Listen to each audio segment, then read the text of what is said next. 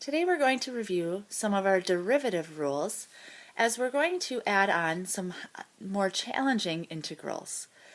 That won't be until tomorrow. Our focus today is really to emphasize the different derivatives that we've been working with and then be able to use those to work backwards. And I think the newer parts that you'll notice are on the sheets are the trig inverses, and those were our more challenging patterns to remember. But we'll start by recapping all of them. First of all, a constant. A constant is usually denoted by c. So if f of x is c, the derivative is 0. So f of x is c, f prime of x, 0. A constant multiple means that there's something in front of x, like 2x, 3x, 5x, and so on. So if I have f of x equals c times x, or just cx, the derivative f prime of x is simply c.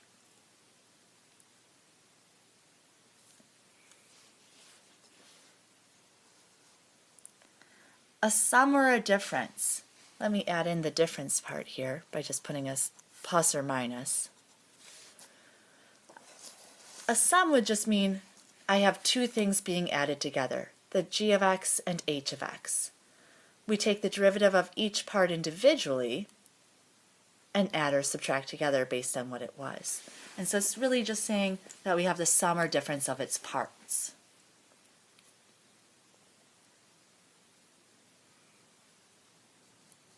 Our product rule. If f of x is made up of two functions being multiplied, g of x times h of x, we use our first d last plus last d first. So in this situation, if f of x is g of x times h of x, our derivative, f prime of x, is equal to g of x, h prime of x, plus h of x, g prime of x. First d last, last d first. A quotient is when two things are divided. So if f of x is g of x divided by h of x, we use our quotient rule. Low d high minus high d low over low squared. So in this situation, where f of x is equal to g of x over h of x, our derivative, f prime of x, is equal to h of x times g prime of x minus g of x times h prime of x, and then all over the bottom squared, so h of x all squared. Our next rule, the power rule. If I have x to a power, x to the third, x to the seventh, whatever power, x to the n, my derivative, f prime of x, is n times x, and then we lower the power to the n minus 1. A chain rule. Now realize I can't write all the possibilities for a chain rule. Here I showed a composite function of two parts, h of x inside of g of x. However, I could have g of h of j over k of x, and it could go on for many parts. But the key pattern is we take the derivative of the outside, leave the rest the same, times the derivative of the inside. And we keep doing that until we've reached the innermost part.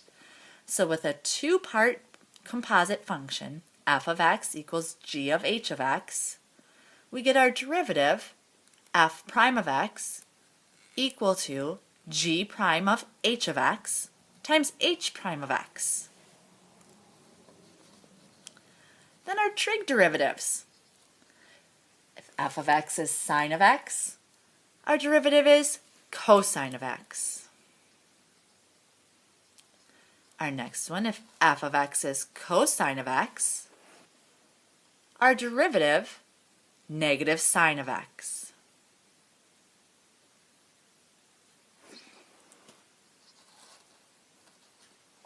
Tangent.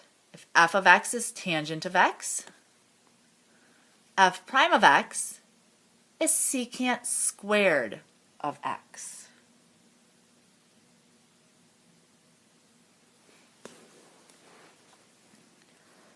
Then our reciprocal trig. If f of x is cosecant of x, our derivative, f prime of x, is negative cosecant x, cotangent x. I made a mistake writing this. This should be cotangent x. Negative cosecant, cotangent.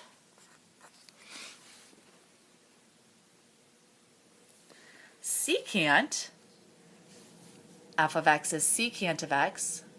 Our derivative, f prime of x, is secant x times tangent x.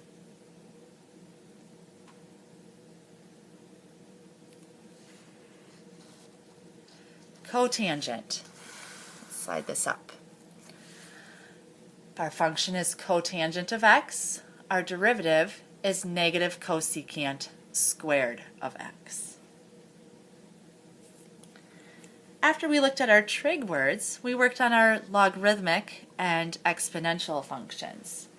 Logarithmic, f of x equals log base b of x. This becomes f prime of x is 1 over x, and underneath as well, ln of b, whatever this base was.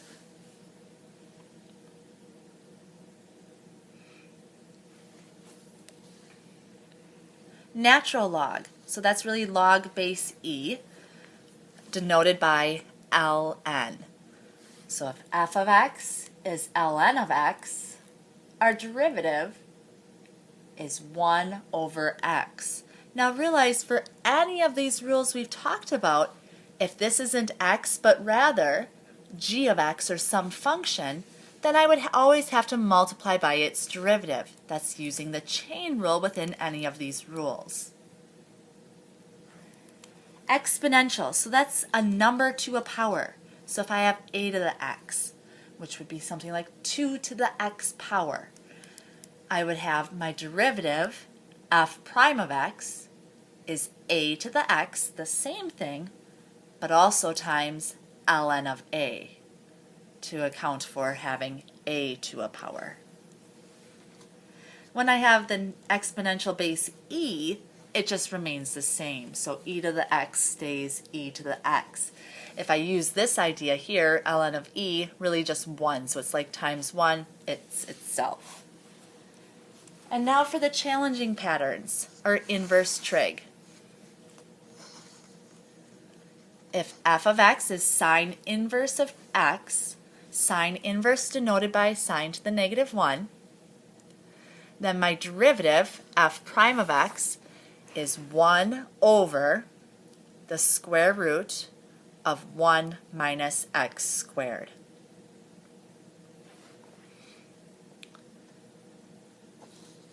If f of x is cosine inverse of x, my derivative, f prime of x, is negative 1 over the square root of 1 minus x squared. So notice sine and cosine are exactly the same, but in my words, cosine is but negative. Tangent inverse. So if f of x is tangent inverse of x, my derivative, 1 over 1 plus x squared.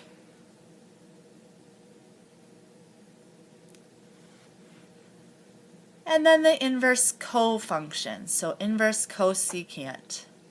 F of x is cosecant inverse of x, becomes negative 1 over x times the square root of x squared minus 1.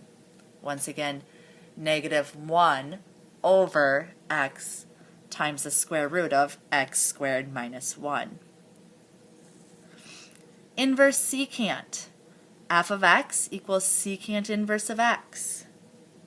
Gives a derivative of f prime of x equals 1 over x times x, the square root of x squared minus 1. So it's very similar to our inverse cosecant. It is positive. Notice that in all of our trig derivatives, whenever I started with a co-word, they are all negative. And lastly, inverse cotangent. It is very similar to our inverse tangent, but it is negative, so it's negative 1 over 1 plus x squared. This sheet of derivative rules is essential that you have memorized in order to be successful on the AP exam. On the back of your printout for today, you will find the worksheet. So now you are going to apply these rules, working on skill and drill really today to make sure that you know these by heart. Tomorrow we'll work on taking these and going backwards. So really identifying which pattern do we have.